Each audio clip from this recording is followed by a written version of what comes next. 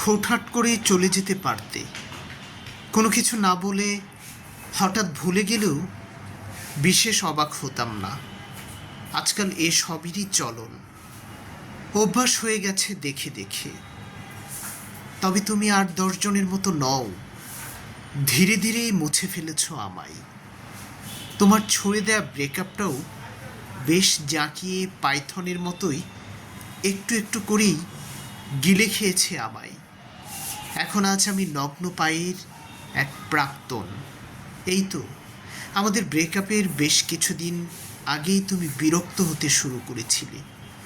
আমার মেসেজগুলো পড়ে থাকতো দীর্ঘক্ষণ তোমার অবহেলার বারান্দায়, অথচ তুমি জানতে কি ভীষণ অস্থির হয়ে পড়ি আমি তোমার প্রতি মুহূর্তের খবর না পেলে।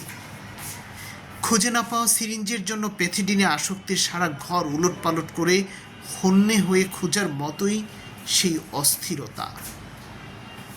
মুখের উপর দরজা হয়তো তুমি লাগাওনি, তবে রোজ ছবি দেওয়াটা বন্ধ করেছিলে আরও আগেই।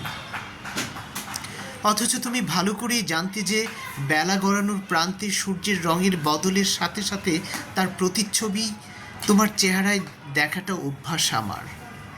তোমার সাথে রাত জাগাটা তোমারই শেখানো ছিল। কোনোদিন কি আমি একবারও বলেছি যে সারাদিন ক্যাম্পাস আর টিউশনির বোঝা মাথায় নিয়ে আমি ক্লান্ত, বড্ড পরিশ্রান্ত? অথচ আজ যখন আমার সূর্যের বুক দর্শন না করে ঘুম আসে না, তোমার বাপির বকা, পরীক্ষার পড়া, মাথা ধরা ইত্যাদি ইত্যাদি কত কত বাহানা আমায় উপেক্ষা করবার। আর আমিও কি যে বোকা ছিলাম, জেদ ধরে বসতাম অবুঝের মতো। এখন সবই বুঝি, আসলে এগুলো হচ্ছে ব্রেকআপের পূর্ব লক্ষণ। সেদিন তো মুখের উপর বলেই ফেললে, সোনা, জান, বাবু, ডাকগুলো বড্ড ন্যাকা মনে হয় ইদানিং তোমার। অথচ একসময় তুমি শুধু আমার এই শব্দটাতেই সুনীলের প্রেমময় কাব্য খুঁজে পেতে। এসব কি আমি বলেছিলাম আমার কথা? এই তো সেদিন দেখেও না দেখার ভান করলে, স্পষ্টত এড়িয়ে গেলে, আর আমি হা হয়ে তাকিয়ে থাকলাম।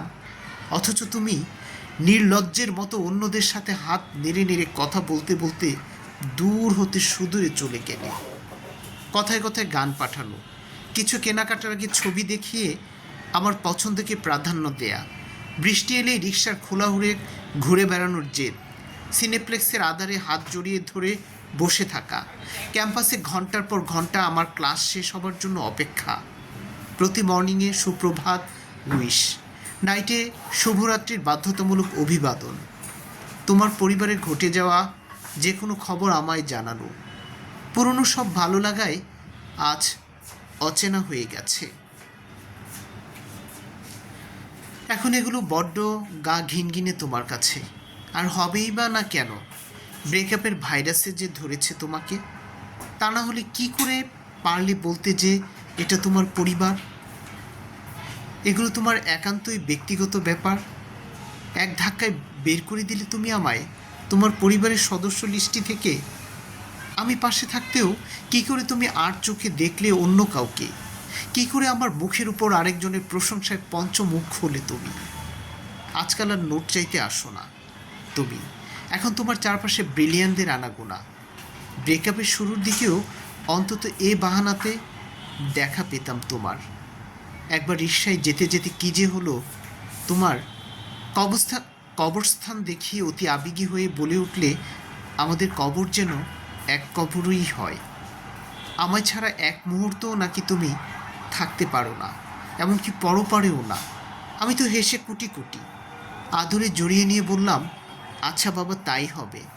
মরার পরেও হাড় মাংস জ্বালিয়ে খেও। মানুষ কি এতটা কথার ছলে কথা বলতে পারে? ইদানিং এই কথাগুলো বড় জ্বালায়। কেন বলো তো? ব্রেকআপ তো সেই কবেই হয়ে গেছে।